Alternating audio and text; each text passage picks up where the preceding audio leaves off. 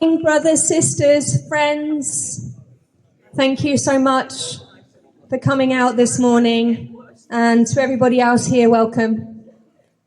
I know that maybe you didn't necessarily expect to see us this morning, but really happy to have you here. This week we have witnessed the continuation of the genocide of Palestinians both in Gaza and the West Bank, a genocide that has now spread into Lebanon.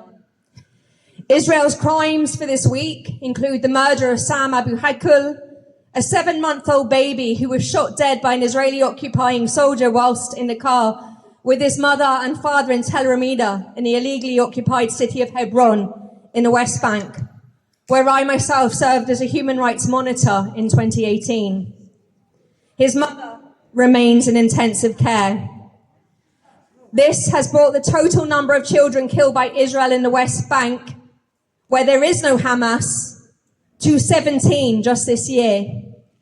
A further 100 children have been killed in Gaza, despite the pretense of a ceasefire. We have seen a continued assault and razing of one of the last Christian villages in Palestine, Taiber, a beautiful village I myself have visited, which hosted an annual beer festival. Contrary to what Israel claims, Israel is one of the most dangerous places in the world to be a Christian, not because of the Muslim community it will try to blame, but because the Zionist entity and its violent settlers do not make a distinction between religious or secular groups, as they openly declare on mainstream media in Israel. Their express intention is to continue with their 8 decades of ethnically cleansing the region of all the indigenous Palestinian people. Desperately needed humanitarian aid has once more been stopped at the Gaza border, and the last buildings standing across cities in the besieged enclave are being blown up. Actions to ensure that sustaining life becomes impossible. 5 young Palestinian women have been kidnapped from their family homes in the West Bank this week and remain incarcerated in the infamous Israeli detention centers, notorious for torture and documented systematic rape and sexual assault, as reported in a recently released Al Jazeera documentary. One of the women is an American citizen and an honors psychology student at Birzeit University. 2 others are members of the female national Palestinian football team. I've only selected a handful of the dozens of violations this week, far too many for me to mention, and in all honesty, far too many for my heart to carry. I have not been able to include the crimes in Lebanon in this overview. For years, I have been warning people of the danger to all of us if we allow international law to become irrelevant, and how it would undermine the rights and protections of all of us, because history shows us time and time again that when we allow war crimes, racism and fascism to go unchecked, it spreads. I even made this point to Caroline Spellman, a former Tory MP now in the House of Lords, when taking a cross-party delegation of MPs around the city of Hebron in the illegally occupied Palestinian territories. And we are seeing the truth of this now, not just through the acceptance of multiple genocides taking place in the Middle East and on the African continent, in Sudan and the Congo, but also the violent pogroms of migrants of colour we have witnessed this week in Belfast. The fascists will try and tell you that it was rage because of the attempted murder by a Sudanese asylum seeker of Belfast man. Now, it is absolutely proper that the individual should face the full force of the law for his actions, and investigations of how it was possible should take place. But let us not fall for this nonsense, that this was just an organic response to a horrific crime. There has been no rage for the 30 women that have been murdered over this last 6 years in Northern Ireland by white men, nor the many brown and black people murdered or attempts to murder them at the hands of white men.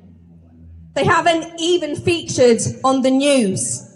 No, the pogroms, just like the riots in England, have been well-organised, planned and stoked by a well-organised far-right network, backed by the world's first trillionaire, and enabled not just by the likes of Farage and Israel lobby-backed Tommy Robinson, but by the normalization of their rhetoric by the mainstream media and both Conservative and Labour politicians alike, including Keir Starmer and his disgraceful Mosey-like Islander stranger speech.